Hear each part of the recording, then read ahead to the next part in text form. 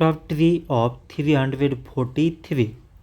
So 343, it can be written as 7 times 49. 7 times 49 means 343. Now 49, it can be written as 7 times 7. 7 times 7 means 49. So now we select prime numbers in all these numbers. So prime numbers are 7, these all 7.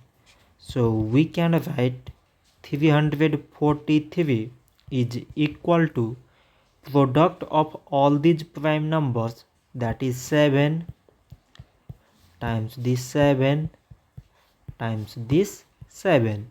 So this much for today, and thanks for watching.